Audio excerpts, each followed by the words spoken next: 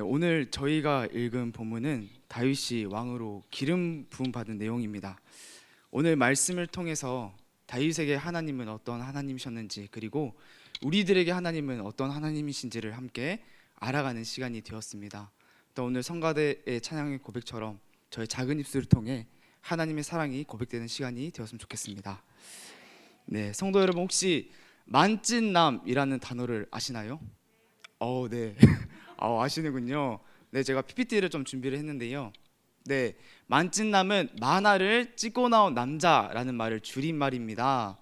그래서 간단하게 말하면 만화 속 주인공처럼 잘생긴 남자들, 네, 만화를 막 찍고 나온 것처럼 아주 잘생기고 멋진 남자를 만찢남이라고 합니다. 네, 보이시죠? 네, 부럽습니다.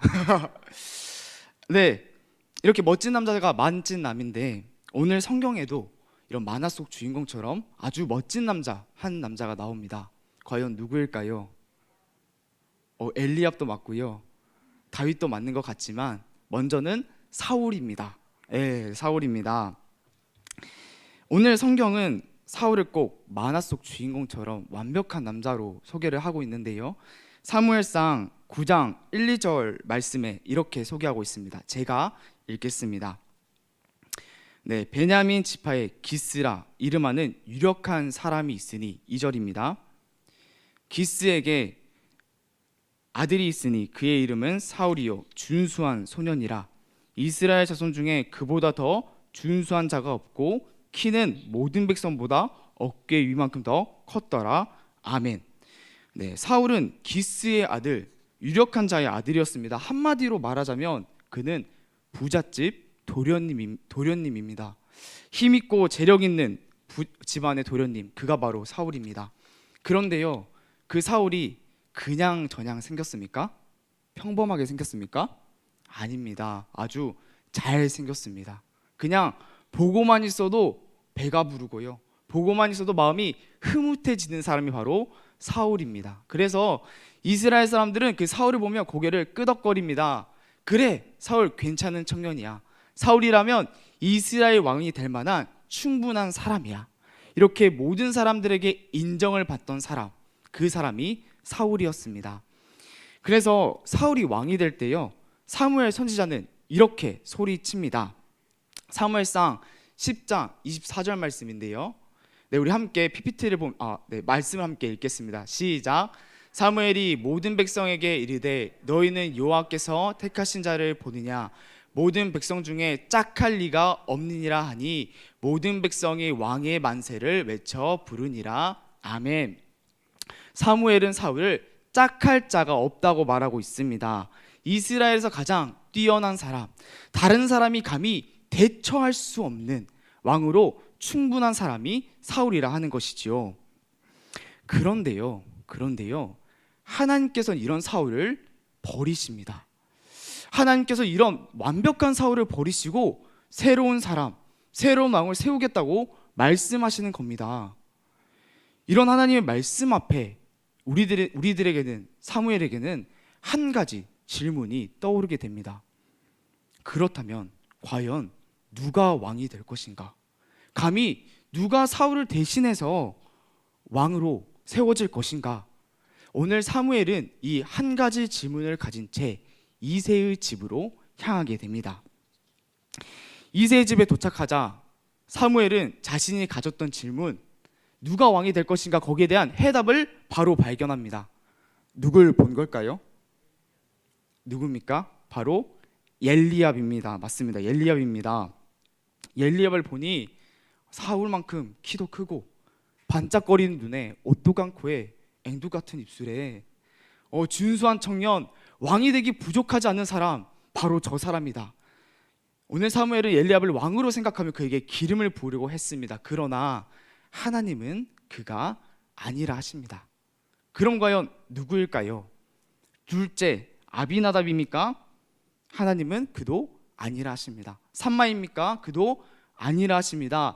넷째, 다섯째, 여섯째, 일곱째 모든 아들들이 사울 앞을 지나갔으나 하나님은 모두 택하지 않았다 말씀하십니다. 성경을 보면요, 넷째부터 일곱째는 이름도 나오지 않습니다. 이름조차 말하지 않습니다. 좀 무심하지요. 그러면 누구입니까, 주님? 이게 얼마나 황당한 일입니까? 사무엘 입장에서 한번 생각해 보면요, 지금 사울 왕이 새파랗게 살아 있습니다. 새파랗게 살아 있습니다. 지금 새로운 왕을 세운다는 것은 어쩌면 반역이며 목숨이 걸린 위험한 일입니다. 그래서 힘들게 이새의 집까지 왔는데 아니, 왕이 없다고 말씀하시는 겁니다. 이게 얼마나 어이없고 황당한 일입니까? 그래서 사무엘은 이새에게 이렇게 묻고 있습니다. 이새요, 이 아들들이 전부입니까? 정말 이 아들들이 전부란 말입니까? 이새에게 묻고 있는 것이지요. 그러자 그제서야 이새는 누가 생각이 났습니까? 맞습니다. 다윗이 그제서야 생각이 났습니다. 그리고 오늘 사무엘에게 자신의 아들 다윗을 소개시켜주고 있습니다. 성도 여러분, 여기서 한 가지 질문을 드려보려고 하는데요, 여러분들에게 자녀들은 어떤 존재이십니까? 부모로서 자녀들을 어떻게 생각하시나요? 아들, 딸이 때로 속도 썩이고 중학교 2학년이 되면 속을 많이 썩이죠. 그리고 미울 때도 있지만 부모 눈에 가장 이쁜 사람이, 가장 자랑스러운 사람이 아마 자녀일 거라고 생각합니다. 이걸 확인하는 방법은 너무나 간단한데요, 우리가 가지고 있는 핸드폰을 켜가지고요, 자녀들의 이름이 어떻게 저장되어 있는지 확인해 보는 겁니다. 혹시 자녀분들을 식충이나 왼수로 저장하신 분들은 없으실 거라고 믿습니다. 그렇게 저장하지 않죠. 저 같은 경우도 저희 어머니께서 저를 멋진 요한으로 저장해 놓으셨습니다. 이거 사진을 하나 가져올 걸 믿어주십시오. 멋진 요한으로 저장해 놓으셨습니다. 키가 그렇게 크지 않죠. 제일 작습니다, 사실 사무실에서.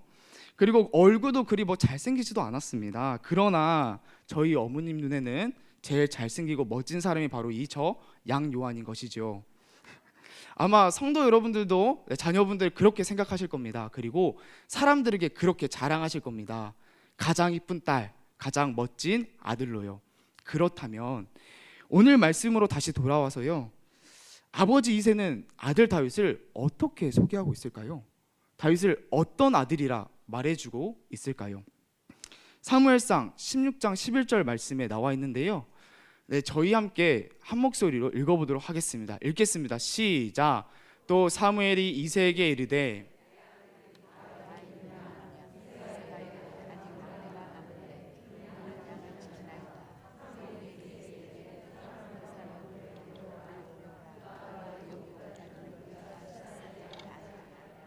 아멘. 좀 말씀이 길어서 찾기가 조금은 어려울 수 있으나 다윗을 두 가지로 소개하고 있습니다. 혹시 좀 찾으실 수 있으실까요? 다윗을 이렇습니다 두 가지로 말하고 있습니다. 막으로 시작하는 첫 번째 단어 막내, 두 번째 무엇을 치는 자입니까? 양치는 자. 맞습니다. 이새는 다윗을 막내, 양치는 사람이라고 사무엘에게 소개를 시켜주고 있습니다. 근데 자세히 보면요, 다윗의 이름이 나옵니까? 나오지도 않습니다. 이새는 다윗의 이름조차 말하지 않고 그저 그 사람은 막내입니다, 그 아들은 양치는 사람입니다 라고만 소개하고 있습니다. 먼저 다윗을 막내라고 말합니다. 이 막내는 히브리어로 가탄이라는 단어인데요, 저렇게 생겼습니다.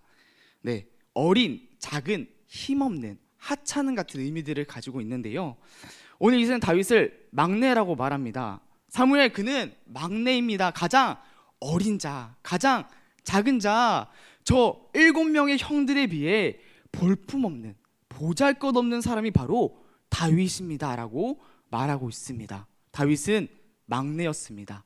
볼품없는 사람, 왕이 될 만큼 준수함이 없는 자였습니다. 두 번째로 다윗을 양치는 사람이라고 소개하고 있습니다. 다윗은 말 그대로 양을 치는 사람이었는데요, 오늘 이 왕을 세우는 중요한 자리에, 중요한 제사 자리에 다윗은 형들을 대신해서 양을 치고 있었습니다. 그런데요, 오늘만 양을 치고 있었던 걸까요? 오늘만이? 아니었습니다. 다윗은 매일매일 항상 양을 치고 있었는데요, 그것은 우리 말씀 속에서 발견할 수 있습니다. 제가 19절을 읽겠습니다. 사울이 전령들을 이새에게 보내어 이르되 양치는 내 아들 다윗을 내게로 보내라 하매. 사울 왕은 다윗을 어떻게 부르고 있습니까? 양치는 사람이라 부르고 있습니다. 이렇듯 다윗은 아버지, 가족들에게만 양치는 사람이라 불린 게 아니라 사울 왕에게, 사람들에게 양치는 사람이라 불렸던 양치기로 널리 알려져 있는 사람이었습니다. 그리고 전쟁 가운데서도 양을 치고 있었는데요. 전쟁 한복판에서 양을 치고 있었습니다. 17장 14절 15절 제가 짧게 읽겠습니다. 14절 다윗은 막내라 장성한 세 사람은 사울을 따랐고 15절 다윗은 사울에게 왕래하며 베들레헴에서 그의 아버지의 양을 칠 때에. 이렇듯 다윗은 어제도 오늘도 그리고 전쟁 중에도 매일매일 양을 치는 양치기였습니다. 그렇다면 이 양치는 일, 다윗이 맡았던 이 양치는 일은 어떤 일이었을까요? 저 푸른 초원 위에 그림 같은 집을 짓고 사랑하는 양님들과 한백년 사는 그런 즐겁고 행복한 일이 이 양치는 일이었을까요? 네, 아닙니다. 양치는 일을 세 가지 정도로 정리할 수 있을 것 같은데요. 양치는 일은 힘들고 외롭고 무서운 일입니다. 자, 양치는 일이 어떤 일이라고요? 힘들고 외롭고 무서운 일. 그래서 아무도 하고 싶지 않고 피하고 싶었던 일이 이 양치는 일이었습니다. 양치는 일이 힘든 일입니다. 물과 풀을 찾아 수키로 수십 킬로씩 걸어가야 합니다. 우리가 신고 있는 이 쿠션감이 좋은 나이키, 우리 권사님 지사님들이 신발장에 있는 아디다스, 이런 운동화가 있을까요? 다윗? 네, 없습니다. 헌 신발에 옷 하나 걸치고 그 먼 길을 걸어갑니다. 또 때론 날씨가 너무 뜨겁고 바람이 너무 불어서 쉬고 싶을 때도 있죠. 그런데 다윗은 쉴 수가 없습니다. 왜냐하면 양떼가 있기 때문입니다. 양떼가 물을 달라 풀을 달라 보채고 다윗을 향해 울고 있습니다. 이렇게 우는 양떼들이 이끌고 그 먼 길을 매일 걸어간다고 생각해 보십시오. 얼마나 수고스럽고 고된 일입니까? 이렇게만 봐도 참 고된 일인데 여기서 끝나지 않습니다. 밤이 되면 이 양들을 지켜야 합니다. 홀로 들판에 나와 있고요. 다윗을 아무도 돌보지 않고 아무도 신경 쓰지 않습니다. 다윗 홀로 쓸쓸히 외롭게 보내는 것이죠. 그런데 그 외로운 시간들이요, 금세 두려운 시간, 무서운 시간으로도 변합니다. 맹수가 다윗과 양떼들의 생명을 위협하기 때문이죠. 이렇게 양치는 시간은 생명이 위협받는 무서운 시간이고요. 홀로 있고 고된 시간들이 바로 이 양치는 시간입니다. 그래서 오늘 형들이 7명이나 있었는데 그 누구도 하지 않았던 일, 그래서 막내 홀로 모든 걸 떠맡아서 하고 있었던 일, 그 일이 양치는 일이었습니다. 성도 여러분, 어떻습니까? 좀 이런 양치는 일 하고 싶으신가요? 좀 한 번쯤 경험해보고 싶으신가요? 절대 아니죠. 저도 전혀 하고 싶지 않습니다. 오늘 이새는 다윗을 그래서 이렇게 소개하고 있습니다. 사무엘, 그는 막내, 볼품없는 자입니다. 그리고 양이나 치면서 산 양치기입니다. 그가 왕이 된다뇨? 왕이라뇨? 당치도 않습니다. 아버지 이새는 다윗이 왕이 될 거라 생각도 기대도 하고 있지 않습니다. 그러나 하나님의 생각은 다르셨습니다. 하나님은 다윗을 왕으로 세우시고 기름 부으십니다. 그 이유가 뭘까요? 저희가 너무나 잘 알고 있는 이유입니다. 무엇을 보셨나요? 중심을 보셨습니다. 16장 7절에 나오는데요. 함께 한번 읽도록 하겠습니다. 읽겠습니다. 시작. 여호와께서 사무엘에게 이르시되 그의 용모와 키를 보지 말라. 내가 이미 그를 버렸노라. 내가 보는 것은 사람과 같이 아니하니 사람은 외모를 보거니와 나 여호와는 중심을 보느니라 하시더라. 아멘. 맞습니다. 하나님은 다윗의 중심을 보셨습니다. 하나님을 사랑하고 경외하는 그 중심을 보시고 다윗을 이스라엘의 왕으로 세우셨습니다. 성도 여러분, 다윗은요, 양치기 별 볼 일 없는 사람이었습니다. 그러나 하나님을 사랑하고 경외하는 그 아름답고 멋진 중심을 가진 사람이었습니다.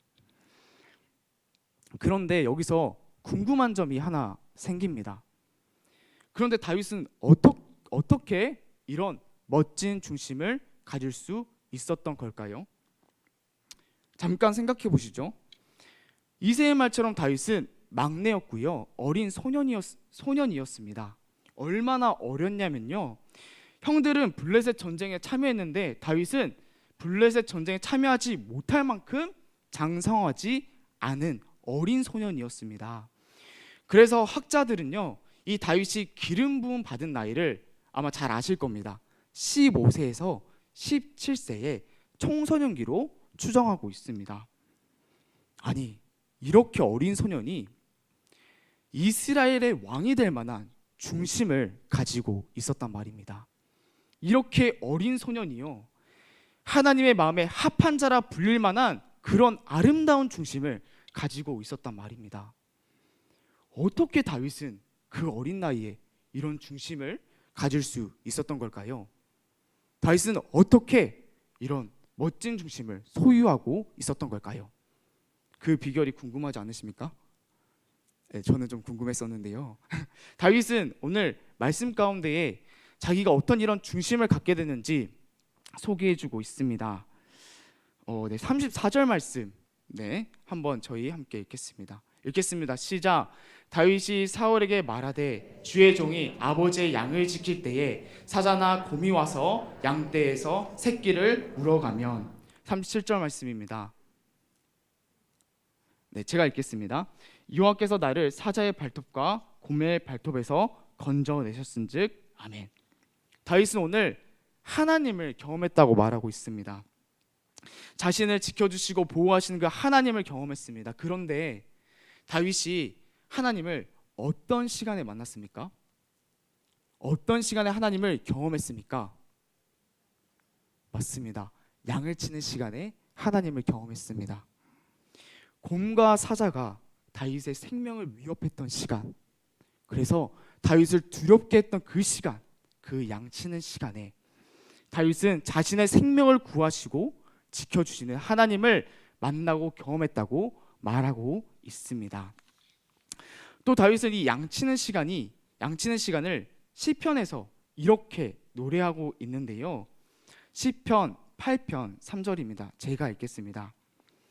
주의 손가락으로 만드신 주의 하늘과 주께서 베풀어 주신 달과 별들을 내가 보오니 아멘. 늦은 밤 양을 지키는 다윗, 밤하늘의 달과 별을 바라봅니다. 하늘을 수놓은 달과 별 얼마나 아름다운지요, 얼마나 반짝거리는지요. 이 모든 것을 지으신 그 하나님의 크심과 하나님의 능력에 다윗은 감탄하고 또 놀라고 있습니다. 그런데요, 다윗은 이 사실보다, 하나님이 크신 하나님이라는 이 사실보다 더 놀라운 사실을 하나 발견하게 됩니다. 이어서 나오는 말씀인데요, 4절 함께 읽겠습니다. 시작.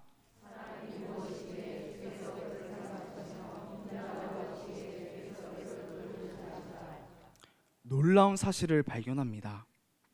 하나님께서 다윗을 돌보신다는 겁니다.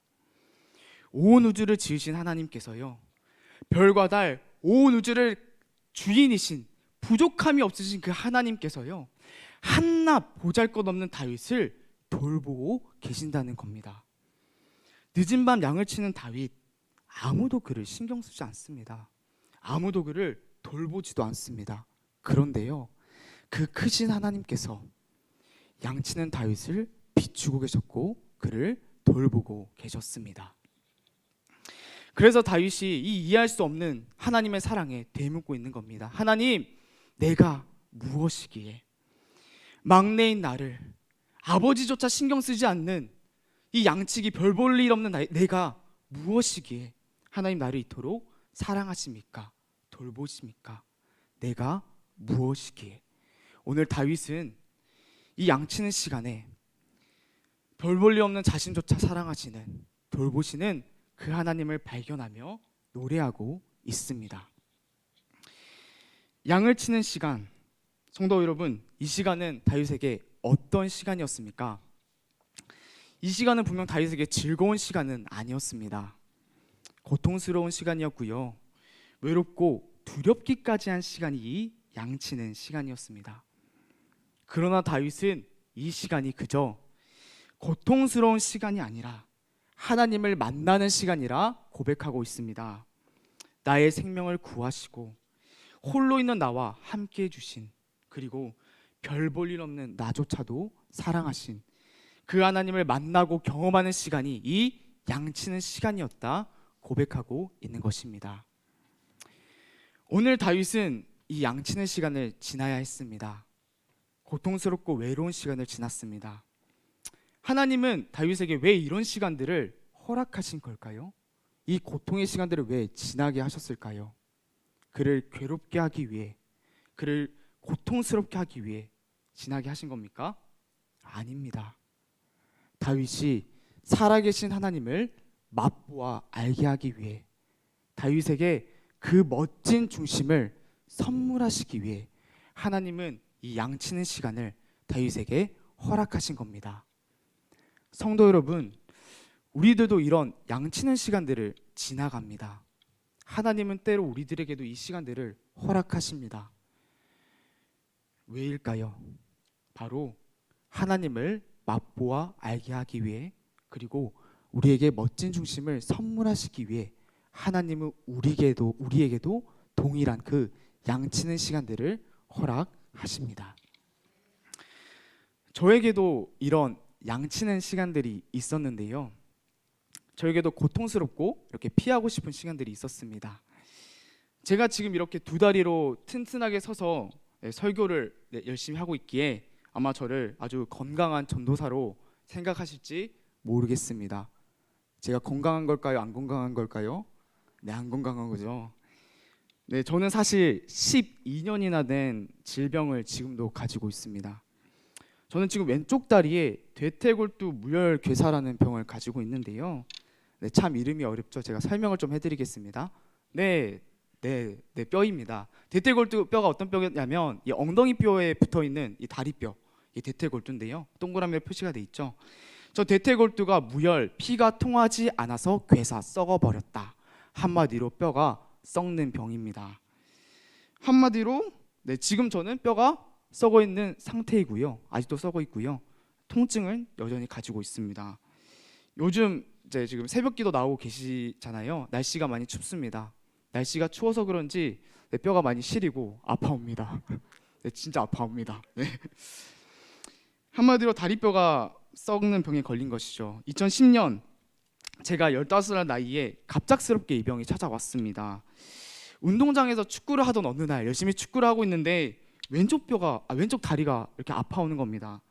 전 처음에 이 통증을 느끼고 너무너무 기뻐했습니다. 왜일까요? 성장통이라 생각한 거죠. 야, 내가 드디어 성장통이 왔구나. 왠지 안 컸다고 했어. 엄마 아빠 나 키 클 것 같아요 하면서 너무너무 기뻐했습니다. 그런데 성장통이었을까요? 아니죠. 내 키가 그렇게 많이 안 자란 걸 보면 성장통이 아닙니다. 이 기쁨은 점점 염려로 변해가기 시작합니다. 통증이 일주일이 지나도 2주일이 지나도 한 달이 지나도 계속되는 겁니다. 점점 심해지더니 이제는 다리를 절면서 걸어 다녀야만 했습니다. 처음엔 보건소, 다음엔 외과 병원, 결국 서울대학 병원까지 가서야 대퇴골두 무혈괴사라는 병을 진단받게 되었습니다. 이 병은 특징이 있는데요. 바로 발병하는 나이대가 정해져 있다는 겁니다. 발병하는 나이대가 특정하다는 겁니다. 대부분 0세에서 7세의 어린이, 그리고 60세에서 80세의 어르신들이 걸리는 병입니다. 0세에서 7세, 60세에서 80세, 좀 공통점이 있지 않을까요? 공통점이 뭘까요? 뼈가 강한 사람들일까요? 약한 사람들일까요? 맞습니다. 약한 사람들에게 걸리는 병입니다. 그래서 이 병은 나이대별로 치료하는 방법도 다른데요. 0세에서 7세 아이들은 하반신을 통깁스를 합니다. 배꼽부터 발끝까지 통깁스를 해서 못 움직이게 하는 것이죠. 그러면 아이들은 뼈가 회복하고 자라는 속도가 이 썩는 속도보다 훨씬 더 빠르기 때문에 자연스럽게 자연치유가 되는 것입니다. 그래서 1년에서 3년이 지나면 자연치유가 됩니다. 반대로 어르신들은요, 바로 수술을 하시면 됩니다. 이 썩은 부분을 그냥 두면 계속 썩기 때문에 잘라내고 인공뼈와 관절로 대체하는 것이지요. 이 병은요, 희귀병도 아니고요, 치료 방법이 없는 것도 아닙니다. 그런데 서울대학 교수님은 저를 보고 깜짝 놀라셨습니다. 그 수많은 환자들을 만나고 수천 명의 환자들을 진단하고 수술하신 그 전문가께서요, 저를 보고 깜짝 놀라셨습니다. 왜 놀라셨을까요? 맞습니다. 제 나이 때문입니다. 이 병은 아까 말씀드린 것처럼 제 나이에 발병하는 병이 아닙니다. 15살 청소년이 가져서는 안 되는 병인 것이죠. 그런데 청소년이, 아이도 아니고 어른도 아닌 청소년이 이 병에 걸려서 온 것입니다. 그 당시만 해도요, 저는 우리나라에서 통틀어서, 전국 팔도에서 통틀어서 이 병에 걸린 최초의 청소년이었습니다. 네, 참 유일한 사람이었죠. 그래서 치료 방법을 선택하는 게 너무나도 어려웠습니다.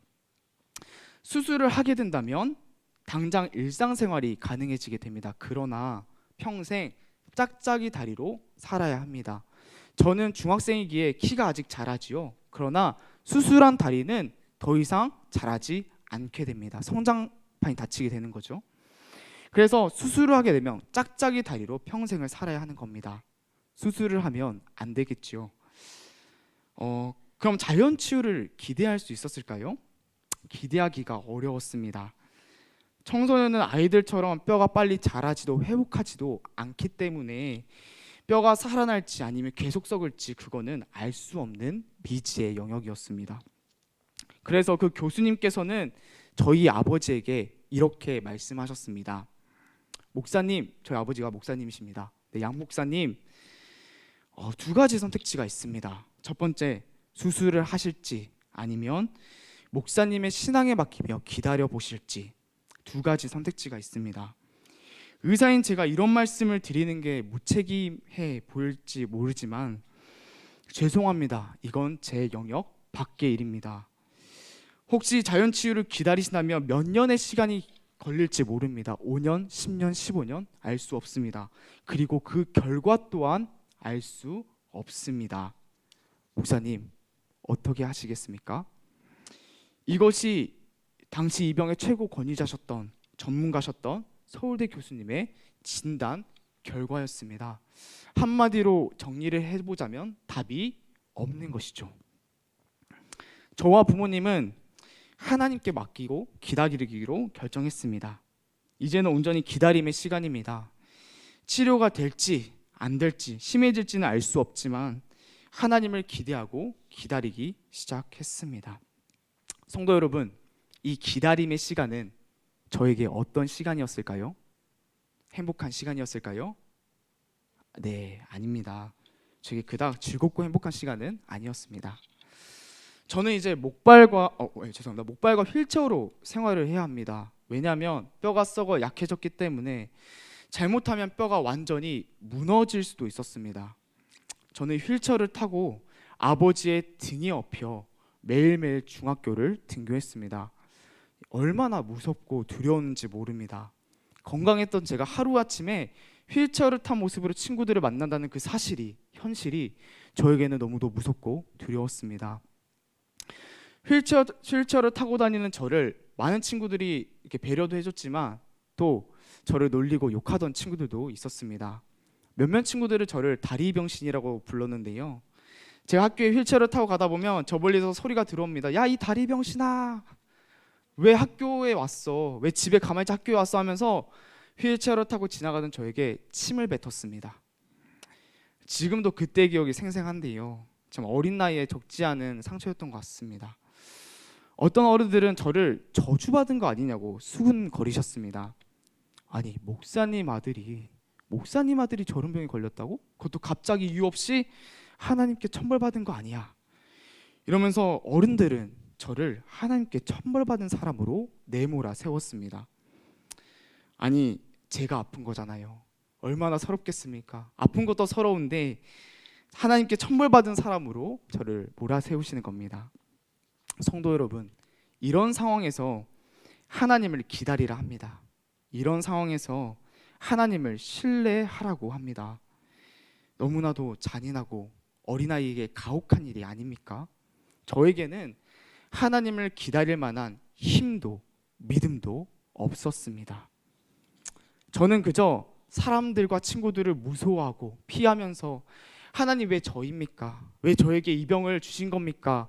원망하기 바빴습니다. 저의 삶은 두려움, 불안, 원망으로 가득했습니다. 그런데요, 이랬던 저의 삶이 완전히 변하게 됐습니다. 180도 달라지게 됐습니다. 왜일까요? 제 병이 기적적으로 치료된 게 아닙니다. 제 상황은 변하지 않았고요. 저는 여전히 아팠습니다. 그런데요, 하나님이 저를 찾아오시자 제 상황은 변하지 않았는데 제가 변하기 시작했습니다. 어느 날 너무도 익숙했던 말씀이 저의 가슴 속에 파고 들어왔습니다. 그저 글씨가 아니라 피부로 제 삶으로 다가왔습니다. 출애굽기 3장 6절 말씀인데요. 네, 제가 읽겠습니다. 나는 내 조상의 하나님이니 아브라함의 하나님, 이삭의 하나님, 야곱의 하나님이니라. 아멘. 성도 여러분, 너무도 익숙한 말씀 아닙니까? 그런데 이 익숙하고도 친근한 말씀이 저를 압도하고 사로잡았습니다. 하나님의 말씀이 살아 역사하셔서 저를 변화시켰습니다. 믿음의 조상을 이끄신 하나님, 아브라함, 이삭, 야곱, 얼마나 부족함이 많은 사람들입니까? 그 사람들을 믿음의 조상으로 만드신 하나님이 저의 삶을 이끄시겠다고 찾아오신 겁니다. 휠체어를 탄 연약한 제 삶을 책임져 주시겠다고 말씀하시는 겁니다. 무려 하나님이 내 삶을 인도하신다는 그 안도감이, 무려 하나님이 나를 사랑하신다는 그 자존감이 저를 얼마나 담대하고 행복하게 만들었는지 모릅니다. 그래서 저의 삶이 변화되었습니다. 단적인 예로요. 아까 저에게 욕하고 침뱉었던 친구도 있지 않습니까? 제가 그 친구들 먼저 다가가서 친해지기 시작합니다. 그리고 그 아이들에게 하나님과 복음을 전했습니다. 하나님이 나와 함께 하신다는 그 사실이 너무 기뻐서 정말 휠체어를 끌고 다니면서 온 학교를 다니면서 얼마나 열심히 친구들을 전도했는지 모릅니다. 그 당시에 제가 제일로 사람들에게 많이 전도를 했던 것 같습니다. 하나님은 저의 연약함을 통해 하나님의 강함을 가르치셨고요. 내 인생을 책임지시고 인도하시는 그 하나님이 나의 삶의 주인이라는 사실을 알게 하셨습니다. 하나님은 저의 고통의 시간을 기쁨과 감사의 시간들로 변화시키셨습니다. 이렇게 저의 이야기가 끝나면 너무나 해피엔딩으로 은혜롭게 잘 끝날 것 같은데, 안타깝게도 저의 이야기는 이렇게 은혜롭게 감사하게 끝나진 않습니다. 은혜와 감사의 시간은 길지 않았습니다. 왜냐하면 제가 끝까지 하나님을 기다리지 못했기 때문입니다. 저는 하나님이 저의 병을 치료하실 거라고 믿고 있었습니다. 기적적으로 치료하실 거라 생각했습니다. 제가 그 당시 정말 많이 불렀던 찬양이 있는데요. 바로 일어나 걸어라. 네, 이 찬양 아시죠? 이 찬양이 얼마나 저에게 은혜가 되는지요. 일어나 걸어라 새 힘을 주리니, 요한아 일어나 걸어라 내가 너를 도우리. 정말 은혜가 되지 않습니까? 이 찬양을 들으며 하나님의 기적을 기대하고 꿈꿨습니다. 어느 날 기도하다, 어느 날 예배하다 제가 기적적으로 걷게 돼서 사람들이 저를 통해 하나님을 찬양하고 영광 돌리는 그 기적의 날들을 얼마나 많이 꿈꾸며 기대하며 기도했는지 모릅니다. 얼마나 간절했는지요. 때로 홀로 집에 있을 때 1시간씩 울면서 기도하면서 휠체어를 버려두고 두 다리로 걸어보려고 수차례 시도까지 했습니다. 그런데 어땠을까요? 기적적으로 걸었을까요? 아니죠. 여전히 아팠고 저는 걸을 수가 없었습니다. 이렇게 기다림의 시간이 길어지자 제 마음은 조금씩 흔들리기 시작합니다. 왜 내 병은 낫지 않는 걸까? 내가 믿는 하나님이 살아계신 거 맞나? 나의 부모님이 정말 진짜가 맞나? 아니야, 그런 생각하지 말자. 이런 불안과 의심이 저의 마음을 흔들어 놓았습니다. 그런데 시간이 지날수록, 기다림의 시간이 길어질수록 이 의심들은 점차 확신으로 변해갔습니다. 이런 표현이 적절할지는 모르겠습니다만 저는 결국 하나님을 버렸고요. 저는 결국 하나님을 떠났습니다. 스스로 실망하며 실족한 것이지요. 성도 여러분, 저는 질병을 가지고 있었지만 그래도 은혜와 감사로 살고 있었습니다. 누구 때문에 그렇게 살 수 있었을까요? 바로 하나님 때문이죠. 그런데 제가 그 하나님을 떠났습니다. 저의 연약하고 흔들렸던 삶을 지탱해줬던 그 유일한 힘, 하나님을 제가 버린 것입니다. 하나님을 부인한 제 삶은 어떻게 됐을까요? 하나님이 사라지자, 저를 지탱해줬던 유일한 힘이 사라지자 기다렸다는 듯이 두려움과 불안이 저를 잡아삼켜버렸습니다. 사람들이 너무나 무섭고 두렵습니다. 모든 사람이 저를 비웃고 욕하는 것만 같습니다. 대인기피증과 우울증에 시달리며 살았습니다. 여전히 저는 하나님을 미워하고 부인했는데요. 아버지가 목사님이어서 어쩔 수 없이 휠체어에 실려 맨 앞자리, 교회 맨 앞자리로 끌려오지만 두 귀를 굳게 닫고 말씀을 듣지 않았습니다. 입은 굳게 다문 채 하나님께 맨 앞자리에서 시위했습니다. 찬양, 기도 일절하지 않습니다. 두 눈, 마음문을 꽉 닫은 채 하나님과 관련된 걸 모든 것을 부인하고 부정했습니다. 저 전도사 맞죠? 네, 이게 저의 모습이었습니다. 성도 여러분, 한 어린 학생이 휠체어를 타고 있습니다. 아니, 몸도 아픈데 마음도 아픕니다. 대인기피증과 우울증에 시달리며 사람들을 만나고 싶지 않아 합니다. 그냥 집에 홀로 있는 것이죠. 이런 상황이라면 하나님이라도 좀 잘 믿었으면 좋겠는데 하나님마저 원망하며 부인하고 있습니다. 성도 여러분, 혹시 자녀가 이러고 있다고 생각해 보시죠. 얼마나 마음이 무너집니까? 얼마나 마음이 아픕니까? 저희 부모님은 저 때문에 정말로 많이 우셨습니다. 저는 저희 부모님의 마음을 얼마나 많이 무너뜨렸는지 모릅니다. 이렇게 부모님의 마음을 아프게 하는 인생, 정말 답답하고 소망 없어 보이는 인생, 그게 바로 저의 모습이었습니다. 그런데요, 놀라운 사실은 하나님이 이런 저를 포기하지 않으셨다는 겁니다. 저는 미션스쿨 기독교 고등학교에 다니고 있었습니다. 그러기에 쉬는 시간이면 찬송가가 흘러나왔습니다. 저녁 먹고 나오는 길에 한 찬송가가 제 귀에 들립니다.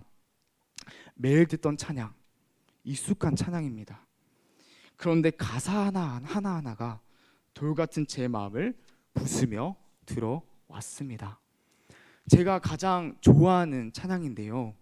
나중에 알고 보니 이 찬양이 이사야서 42장 3절로 작사된 찬양이었습니다. 제가 그 가사를 읽어드리겠습니다. 아버지 사랑 내가 노래해, 아버지 은혜 내가 노래해, 그 사랑 변함없으신 거짓없으신 성실하신 그 사랑, 상한 갈 때 꺾지 않으시고 꺼져가는 등불 끄지 않으시는 그 사랑, 변함없으신 거짓없으신 성실하신 그 사랑. 하나님께서는 이 찬양으로, 아니 이사야서 말씀으로 저에게 사랑하신다고 말씀하시는 겁니다. 아니, 하나님을 버린 저인데요, 하나님을 떠나고 원망하며 부인한 저인데요, 하나님은 한 번도 저를 떠나지도 버리지도 않고 성실하게 사랑하셨다고 말씀하시는 겁니다. 제가 방황하는 그 모든 시간에, 하나님을 원망했던 그 모든 시간에 변함없이 거짓없이 사랑했다 하나님이 말씀하시는 겁니다. 이 말도 안 되는 하나님의 사랑 앞에 저는 어떤 말도 할 수 없었습니다. 정말 그 자리에 서서 그 찬양을 들은 채 저 눈물을 계속 흘렸던 것 같습니다. 성도 여러분, 저의 모습은 어떤 모습이었나요? 하나님께 사랑받을 만한 모습이 있었을까요? 하나님이 저를 사랑하실 만한 그 이유가 단 한 가지라도 있었습니까? 없었습니다. 몸이 멀쩡한가요? 하나님을 사랑하기라도 하나요? 하나님께 영광 돌리기는커녕 삶으로 욕보였던 삶이 저의 삶이었습니다. 저는 참으로 상한 갈대였고 꺼져가는 등불이었습니다. 하나님이 신경 쓸 필요도 없는, 하나님이 언제나 꺾어버려도 되고 꺼버려도 되는, 버리셔도 되는 인생이 바로 저의 모습이었습니다. 하나님이 사랑하실 만한 이유가 없습니다. 그러나 하나님은 저를 버리시지도 떠나시지도 않으시고 그 모든 시간에 성실히 사랑하셨다 저에게 말씀하셨습니다. 성도 여러분, 저에게 양치는 시간이 있었습니다. 그 시간은 고통스러운 시간이었고 정말 많이 방황하는 시간이었습니다. 그런데요, 하나님이 그 모든 시간에 함께 하셨고 그 시간들을 하나님께서 하나님을 경험하는 시간들로 바꿔 놓으셨습니다. 상한 나를, 연약한 나를 버리지도 않으시고 떠나지도 않으시는 그 신실한 하나님을 맛보아 아는 시간들로 변화시키셨습니다.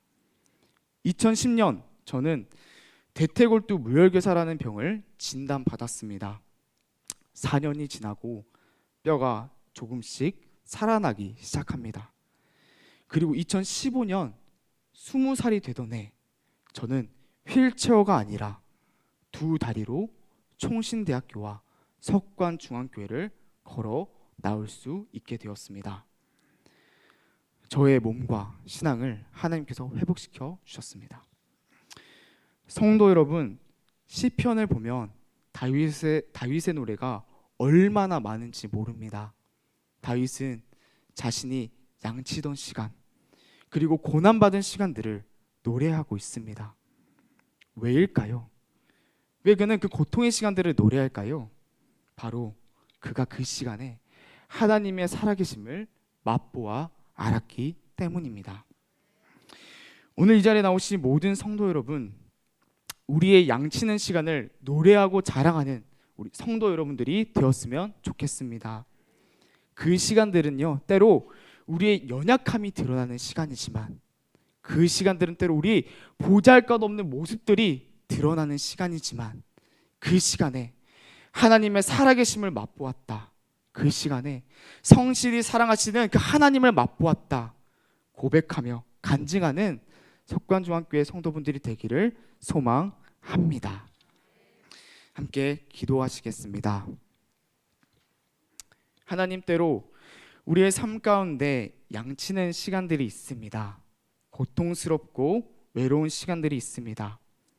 그 시간을 통해 우리의 약함을 통해 하나님의 강함을 알게 하시고 우리의 가난함을 통해 하나님의 부유함을 깊이 알게 해 주시옵소서. 우리의 모든 이 연약한 삶을 통해서 살아계신 하나님을 찬양하며 그리고 그 사람들에게 하나님을 간증하는 우리의 삶이 될 수 있도록 하나님 성실히 인도하여 주시옵소서. 예수님 이름으로 기도드렸습니다. 아멘.